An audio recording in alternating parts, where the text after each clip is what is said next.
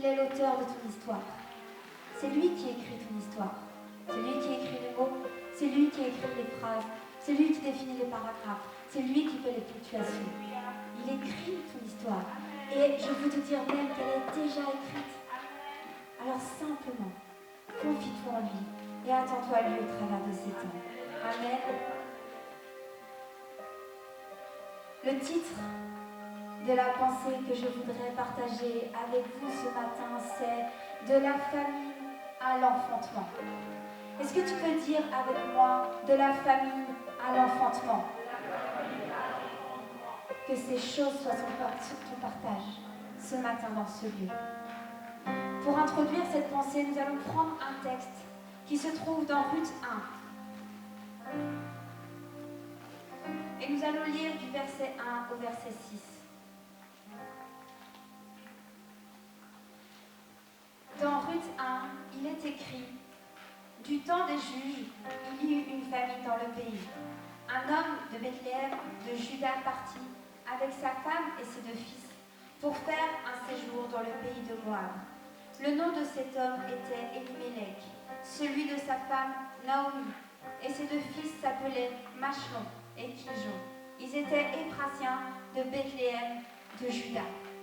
Arrivés au pays de Moab, ils y fixèrent leur demeure. Elimelech, mari de Naomi, mourut, et elle resta avec ses 2 fils.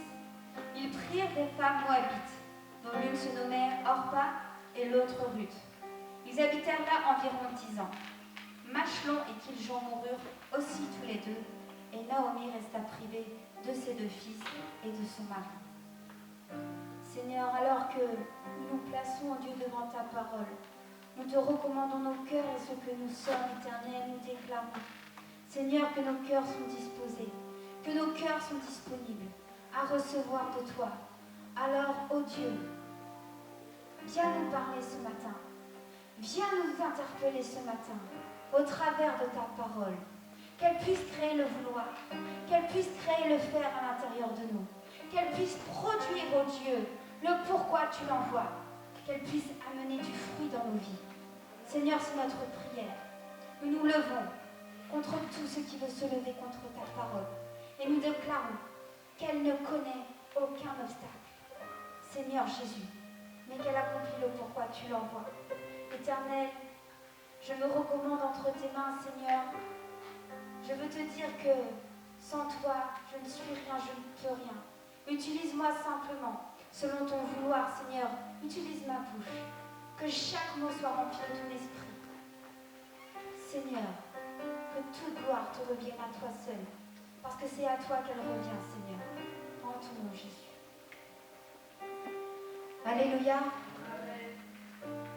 Dans le texte que nous venons de lire, c'est l'histoire d'Elimelech et de son épouse Naomi. La Bible nous dit qu'un temps de famine est survenu dans le pays où ils pouvaient résider, à Ephrata, à Bethléem en Juda. Et la Bible nous dit que, alors que cette famine survient, Naomi et Elimelech prirent cette décision de fuir et de partir s'installer dans le pays de Moab. Il nous est dit également que, quelque temps après, Elimelech mourut. Et que 10 ans à peu près plus tard, les 2 fils qu'il avait avec Naomi moururent également. Naomi, j'imagine que lorsqu'elle est partie de là où elle habitait pour fuir dans le pays de Moab, elle était remplie d'espoir, remplie d'attente. Mais alors qu'elle établit sa demeure à Moab, la Bible nous dit qu'elle perdit tout. Son mari, ses enfants, Machlon Kiljon. Machelon signifie maladie. Kiljon signifie dépérissement. La maladie, le dépérissement. Voilà ce qui était à l'intérieur de Naomi. Voilà ce qui était à l'intérieur d'Elimelech. Ils ont cherché à fuir cette famine, mais la vérité, c'est que cette famine était à l'intérieur d'eux. La vérité, c'est que dans leur vie, il y avait une anomalie.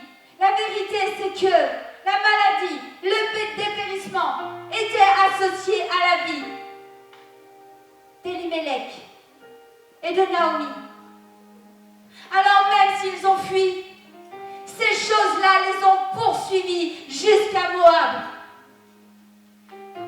Et je me suis posé cette question. Ok, ils ont fui. Mais est-ce qu'ils ont fui? Est-ce qu'ils se sont installés à Moab suite à une ordonnance de l'Éternel? Suite à une indication qu'ils ont pu recevoir de Dieu? Mais nulle part, je n'ai trouvé que Dieu leur avait dit de partir à Moab. Que Dieu leur avait dit de s'installer là-bas. Nulle part je n'ai trouvé un ainsi dit l'Éternel. Peut-être que toi également, dans ta vie, tu expérimentes des temps de famine, des temps de sécheresse, des temps de désert, des temps difficiles. Je voudrais te dire ce matin, la fuite n'est pas la solution. Je voudrais te dire ce matin, ne fuis pas. Naomi, ce qu'elle avait voulu fuir est à l'intérieur d'elle. En réalité, il y avait quelque chose à l'intérieur d'elle qui n'allait pas et qui devait être traité. Peut-être tu expérimentes des temps difficiles, mais je crois que le Seigneur veut traiter quelque chose à l'intérieur de toi. Mais je crois que ces temps-là ne sont pas la fin pour ta vie. Mais je crois qu'au travers de ces temps douloureux que tu peux expérimenter, il y a quelque chose de bon qui peut en ressortir. La Bible nous dit dans Ecclésiaste 7 au verset 14, « Au jour du bonheur, sois heureux, et au jour du malheur, réfléchis, car Dieu a fait l'un comme l'autre. » C'est pas moi qui le dis, c'est la Bible qui le dit. Dieu a fait l'un comme l'autre. Les temps de bonheur, les temps de malheur, les temps plus difficiles. Mais la Bible nous dit de réfléchir. Alors que tu es dans ces temps de famine, de sécheresse, difficiles, douloureux, je ne sais pas ce que tu vis. Assis-toi et réfléchis. Mais surtout ne fuis pas. La fuite n'est pas la solution. L'herbe, tu sais, n'est pas forcément plus verte ailleurs. La fuite pourrait te réserver des surprises. Et peut-être pas très agréables. La Bible nous dit dans Ésaïe, au chapitre 61, « Préparez dans le désert un chemin pour l'Éternel. » Je comprends que dans le désert, je peux préparer un chemin pour mon Dieu. Je comprends que dans le désert, dans la sécheresse, dans la famine, quelque chose de bon peut en ressortir. Ta situation n'est pas une fatalité. Ce n'est pas un point qui est posé à ta vie. Il y a quelque chose qui peut ressortir des temps difficiles et douloureux, de la sécheresse, de la famine, du désert dans lequel tu te trouves. Il y a différentes saisons. De manière naturelle, nous en avons 4. Le printemps, l'été, l'automne, l'hiver. Chacun d'entre nous a peut-être sa saison préférée. Peut-être que toi, c'est l'hiver. Peut-être qu'une autre personne, c'est l'été, ou le printemps, ou l'automne. Chaque saison comporte ses défis, mais elle comporte ses grâces. Peut-être que toi, l'été ne te plaît pas. Mais l'été plaît à une autre personne. Des saisons, des shifts qui peuvent s'opérer dans nos vies. Tu peux shifter dans ta vie, Et tu as l'impression que tu es en train de reculer parce que de tes yeux naturels à toi, de ta propre conception, tu as l'impression que tu ne prospères pas. Or, ce n'est pas cela. Laisse-moi te parler de Joseph, le fils chéri de son père. Celui qui avait toutes ses faveurs fut vendu par ses frères. Il se retrouva en prison. Et vous savez, ces temps-là étaient pour la gloire de Dieu. Ces temps-là étaient pour faire avancer Joseph et non pas reculer dans sa vie. Pourtant, j'imagine que cela ne devait pas être facile. Pourtant, j'imagine que dans son cœur, il devait se sentir trahi, abandonné, seul, loin de ce qu'il connaissait. Mais Joseph prospérera. Le Joseph qui sortit d'une prison et qui par la suite fut gouverneur de Pharaon n'était pas le même Joseph qui entra en prison. Il s'est passé quelque chose. Il a shifté dans sa vie. Il y a eu un changement. Il y a eu un mouvement. Il a laissé Dieu le façonner. Il a laissé Dieu faire, agir comme bon lui semble. Au milieu de la famine, au milieu du désert, au milieu de la sécheresse, au milieu de ta situation, tu peux prospérer. Et l'Éternel veut te préparer à quelque chose d'autre, certainement à un niveau plus grand encore. Est-ce que tu peux dire avec moi, ne fuis pas? Non, ne fuis pas, mais affronte. Affronte ce qu'il y a peut-être à l'intérieur de toi. Ce matin, nous allons parler de 3 niveaux que les temps de famine me donneront d'atteindre. Nous allons prendre un autre texte qui se trouve dans 1 Roi 17. Et dans un premier temps, nous allons lire du verset 1 au verset 6.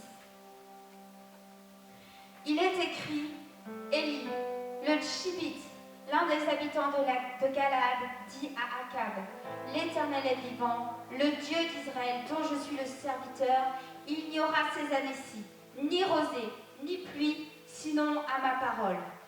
Et la parole de l'Éternel fut adressée à Élie en ces mots. Pars d'ici, dirige-toi vers l'Orient et cache-toi près du torrent de Kérit, qui est en face du Jourdain. Tu boiras de l'eau du torrent, et j'ai ordonné aux corbeaux de te nourrir là. Il partit et fit selon la parole de l'Éternel. Et il alla s'établir près du torrent de Kérit, qui est en face du Jourdain. Les corbeaux lui apportaient du pain et de la viande le matin, et du pain et de la viande le soir, et il buvait de l'eau du torrent. Un autre temps de famine qui survient en Israël, suite à la déclaration d'Élie, serviteur de Dieu. Les temps de famine que tu peux expérimenter, tes temps difficiles, oui, peuvent venir de Dieu.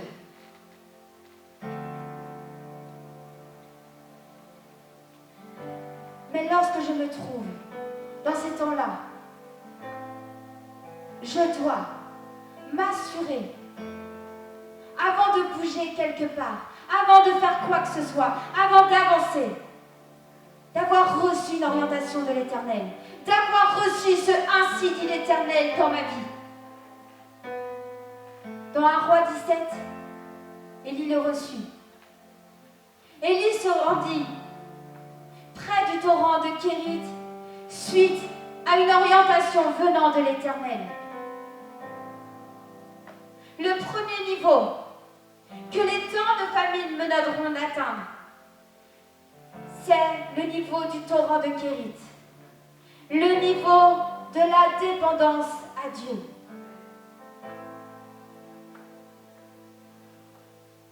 La Bible nous dit que, alors que Élie était près de ce torrent-là, les corbeaux venaient le nourrir matin et soir, que chaque jour ne manquèrent point.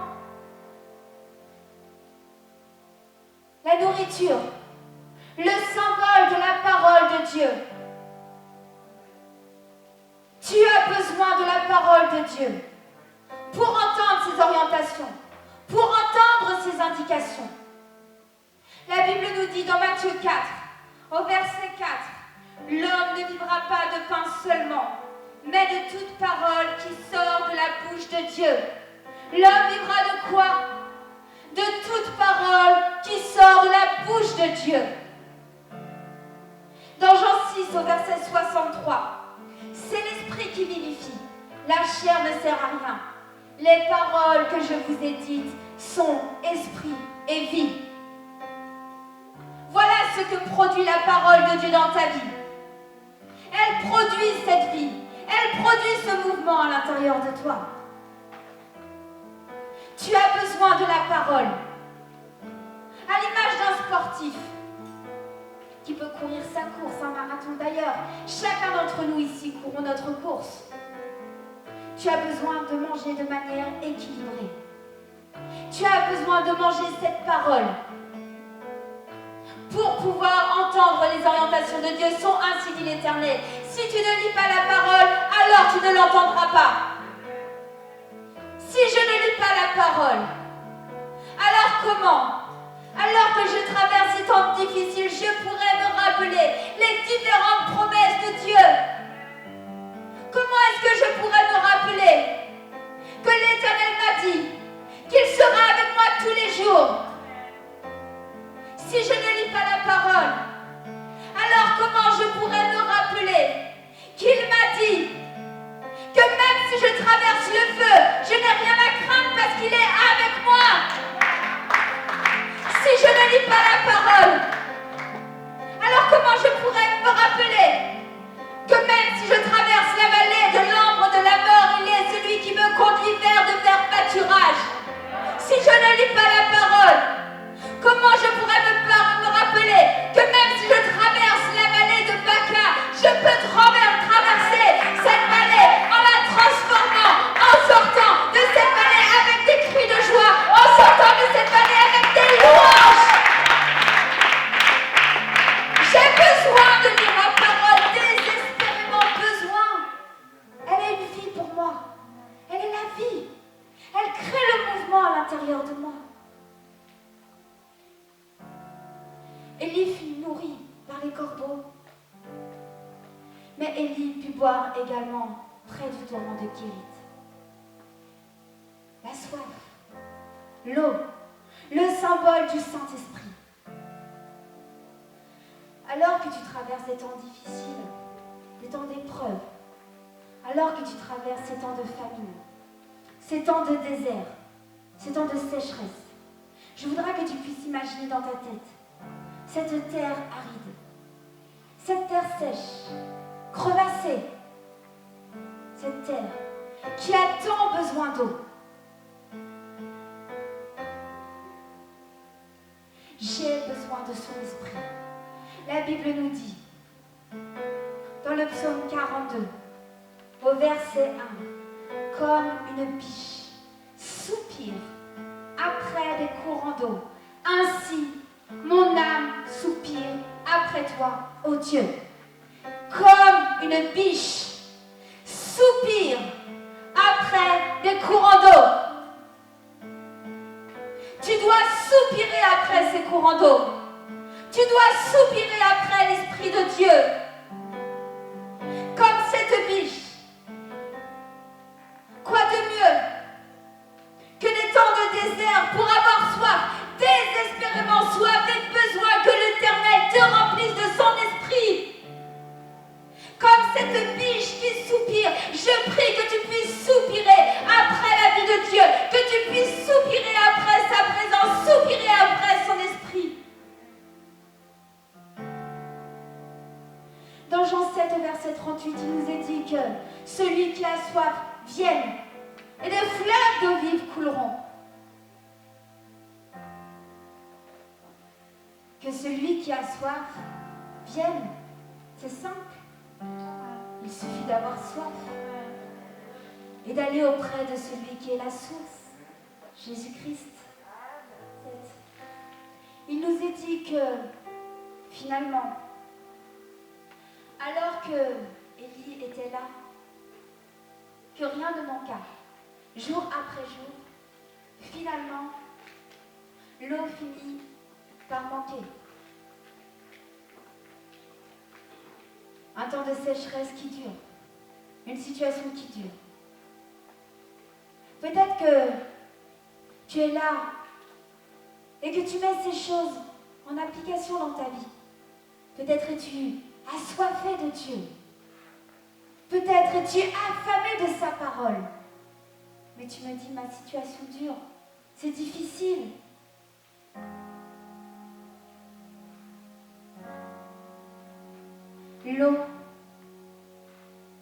L'eau ne se trouve pas en surface, mais l'eau se trouve en profondeur. Joseph, c'est dans un puits qu'il fut mis. Joseph dut aller en profondeur. Ce matin, tu dois aller en eau profonde.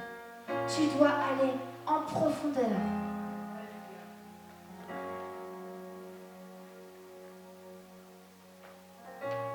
Le deuxième niveau. Le niveau de Sarepta. Il est dit dans 1 Roi 17, au verset 8, « Alors la parole de l'Éternel lui fut adressée en ces mots. Lève-toi, va à Sarepta, qui appartient à Sidon, et demeure là. Voici, j'y ai ordonné à une femme veuve de te nourrir. Il se leva et il alla à Sarepta. Comme il arrivait à l'entrée de la ville, voici, il y avait là une femme veuve qui ramassait du bois. Il l'appela et dit, va me chercher, je te prie, un peu d'eau dans un vase, afin que je boive. Et elle alla en chercher. Il l'appela de nouveau et dit, apporte-moi, je te prie, un morceau de pain dans ta main. Et elle répondit, l'Éternel, ton Dieu est vivant, je n'ai rien de cuit.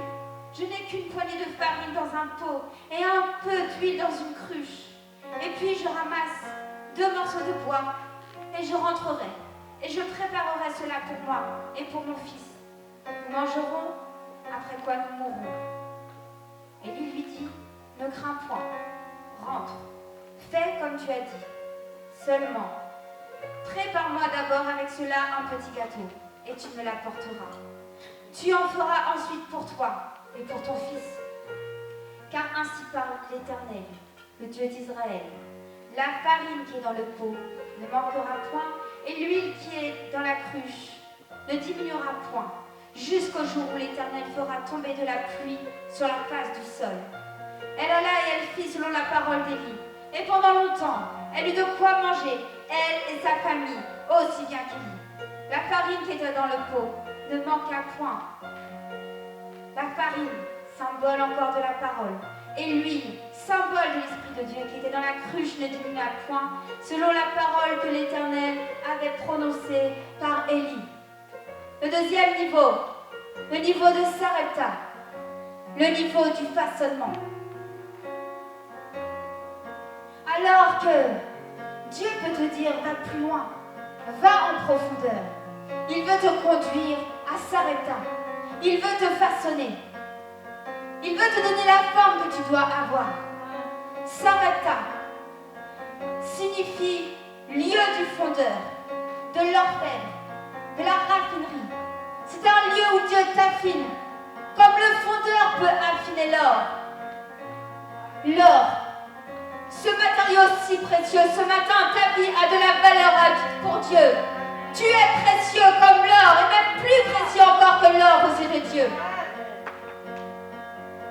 Il veut simplement t'affiner. Il ne t'a pas abandonné, il ne t'a pas laissé, il ne t'a pas oublié, mais il veut t'affiner. Sarepta vient de Sarah en hébreu, qui veut dire fondre, mettre à l'épreuve, éprouver, perfectionner dans les moindres détails. À Sarepta, l'Éternel veut te perfectionner jusque dans les moindres détails. À Sarepta, ce n'est pas ton programme, mais c'est le programme de Dieu. Cette femme veuve, elle avait un programme.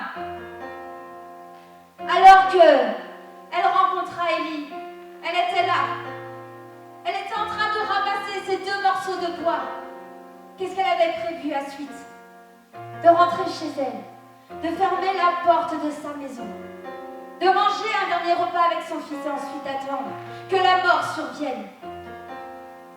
Je déclare que tu ne resteras pas dans ta situation en attendant que la mort survienne.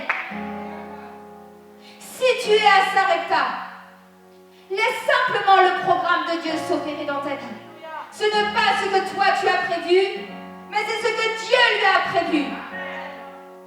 À Sarepta, ton regard s'aligne au regard de Dieu. À Sarepta, ta pensée s'aligne à la pensée de Dieu. Sarepta se trouve à Sidon. Sidon qui signifie abondance de poissons. Oui, tu vivras l'abondance dans ta vie. C'est certain. Mais tu dois passer par Sarepta. Tu dois accepter que le Seigneur t'éprouve, que le Seigneur t'affine. Comme le fondeur affine l'or.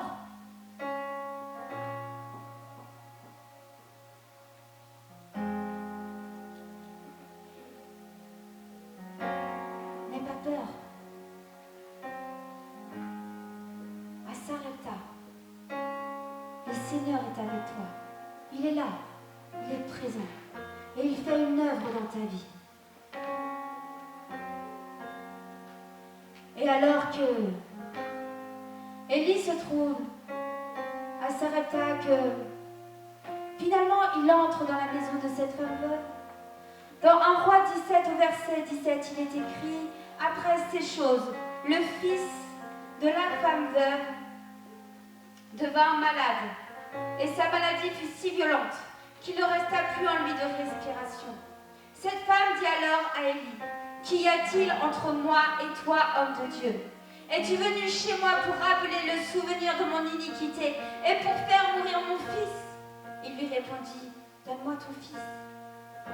Et il le prit du sein de la femme, le monta dans la chambre haute où il demeurait et le coucha sur son lit. Puis, il invoqua l'Éternel et dit: Éternel, mon Dieu, est-ce que tu affligerais au point de faire mourir son fils, même cette veuve, chez qui j'ai été reçu comme un hôte?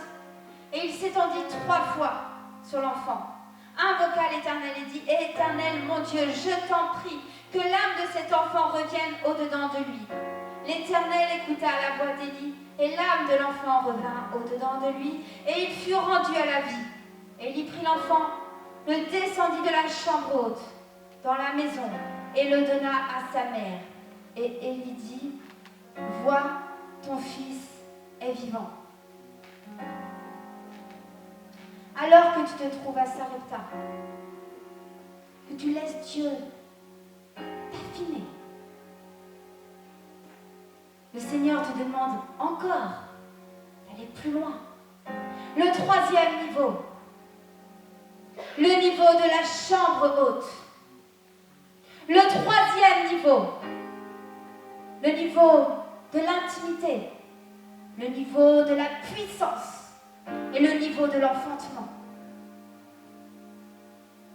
Pour accéder à cette chambre haute, tu vas devoir monter. Tu vas devoir donner ces forces qu'il te reste et monter. Est-ce que vous savez que l'oxygène que nous pouvons avoir en bas d'une montagne est différent que l'oxygène que nous pouvons avoir lorsque tu es au sommet d'une montagne? Lorsque tu es en bas de la montagne, tu es à 100% de tes capacités respiratoires. Mais plus tu montes la montagne, et que tu gravis le sommet d'une montagne telle que le Mont Blanc, alors tu es à 70% de tes capacités respiratoires. Et si tu décides de monter une montagne encore plus grande, un sommet encore plus haut, tel que l'Everest, tu ne seras plus qu'à 20% de tes capacités respiratoires. tu vas devoir monter. Tu vas devoir fournir cet effort. Monter te demandera peut-être encore de la force. La respiration, essentielle pour notre vie. Si nous vivons, si nous nous tenons debout, c'est simplement parce que Dieu a renouvelé ce souffle de vie à l'intérieur de nous. L'homme n'est rien, l'homme est tellement fragile. L'homme est comme l'herbe et la fleur des champs. Ce n'est pas par nous que nous sommes là, mais c'est par sa grâce, par sa force, par sa volonté. Il nous est dit que la respiration, dans la version Darby, on nous parle du souffle. Le souffle ne se trouva plus à l'intérieur, dans le corps de cet enfant. Le souffle, la vie, l'Esprit de Dieu. Et alors que cet enfant est mort, qu'il se trouve dans les bras de sa mère, la Bible nous dit que Élie dit à cette femme, donne-moi ton enfant. Ce matin, l'Éternel veut te dire, donne-moi ce que tu as de plus précieux. Donne-moi ce que jusqu'ici, tu ne m'as pas encore donné. Donne-moi ce qui jusqu'ici résiste encore. Le don précieux. Donne-moi ton Isaac ce matin. Jean 3,16. Dieu lui-même a donné ce qu'il avait de plus précieux, car Dieu a tant aimé le monde, car Dieu t'a tant aimé, qu'il a donné son Fils unique, afin que quiconque croit en lui ne périsse point, mais qu'il ait la vie éternelle. L'abandon, la mort à soi-même. Tu as besoin de mourir à toi-même pour pouvoir monter dans cette chambre haute. Tu ne pourras pas y monter avec ton toit. Tu ne pourras pas y monter avec ta personnalité, avec ce que tu retiens de précieux. Tu dois l'abandonner. Tu dois le déposer. Tu dois le laisser entre les mains de l'Éternel. La Bible nous dit que Élie a pris cet enfant et Élie est monté. Élie a pris l'enfant. Élie a pris ce que cette femme-là avait déposé et il monta dans la chambre haute. Il posa cet enfant-là sur son lit, le lit, l'intimité, là où Élie peut déverser son cœur à Dieu. Lorsque l'annonce de la mort de cet enfant lui arriva à l'oreille, Élie ne paniqua pas. Il ne partit pas dans tous les sens, mais il monta. Et c'est dans l'intimité qu'il a déversé son cœur à Dieu. Le cœur à cœur avec Dieu. Là où tu t'exprimes. Là où tu déverses ton cœur.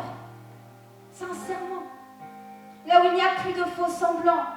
Là où il n'y a plus d'apparence. Là où c'est simplement ton cœur qui parle à Dieu. Parce que c'est ce que Dieu recherche. C'est ce que Dieu veut. Ce que Dieu veut, c'est ton cœur. Il veut vivre ce cœur à cœur avec toi. Il veut vivre cette intimité avec toi. Il est là, à chaque instant présent. Et peut-être tu es là et tu continues de marcher sur ton chemin. Tu ne te rends pas compte qu'il est celui qui est avec toi, celui qui marche avec toi, et qu'il est celui qui veut parler avec toi. Il veut communiquer son cœur. Il veut que tu lui communiques ton cœur. Ne marche pas seul, mais marche avec lui.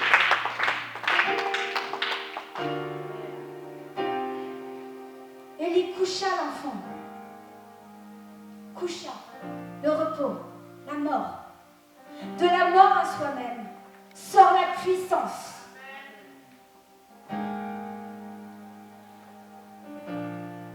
Élie, alors que cet enfant était couché, la Bible nous dit qu'il se posa par 3 fois sur l'enfant. 3 fois. Le chiffre 3. Jésus mort à la croix, mis dans un tombeau, puis le 3e jour ressuscité. Le souffle de Dieu, sa vie envoyée pour nous. Il nous a dit qu'il ne nous laisserait jamais orphelins, mais qu'il nous enverrait son esprit.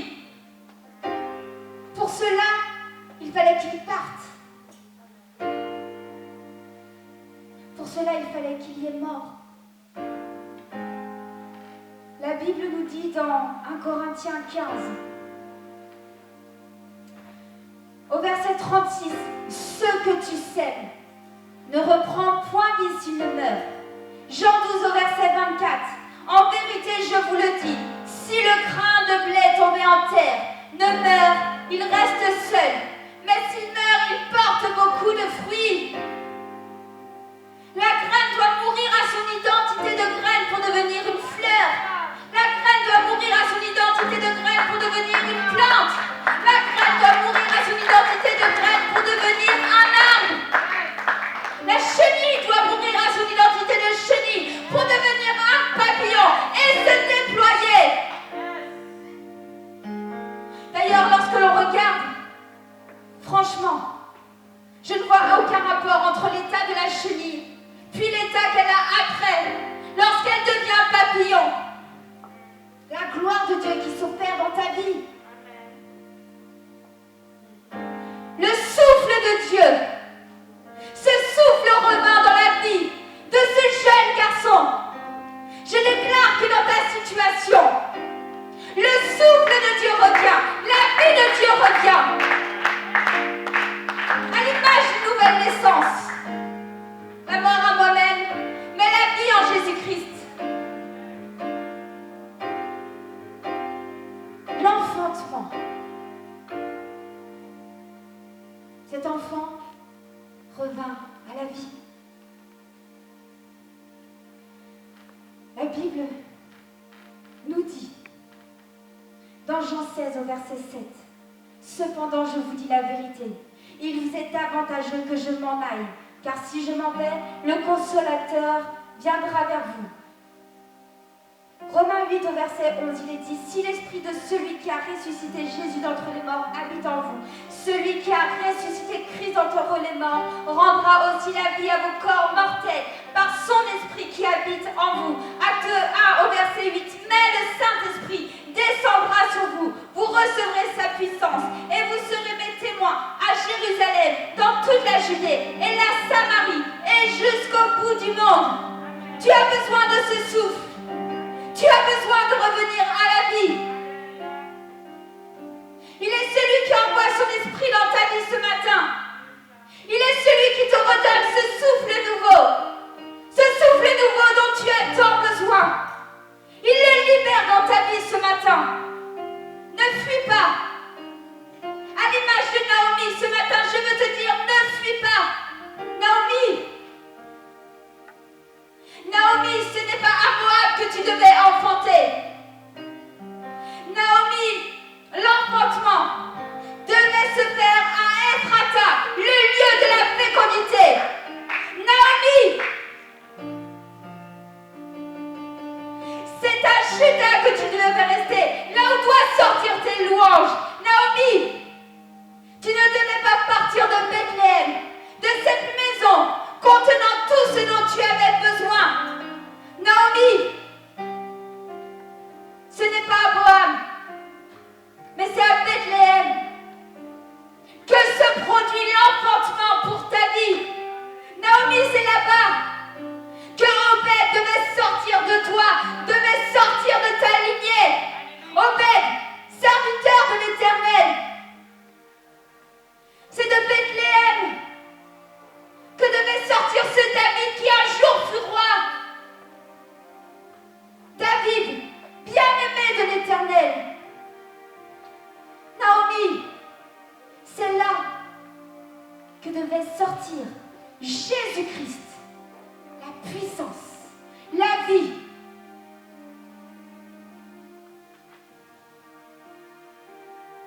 que soit ta situation, ce matin, ne fuis pas. Laisse le Seigneur te donner, d'avoir cette vie entièrement, totalement dépendante de lui. Quelle que soit ta situation, laisse-le te donner cette force, cet élan nouveau dont tu as besoin, son souffle de vie répandu sur ta vie. Alors que Refuge d'adoration me rejoint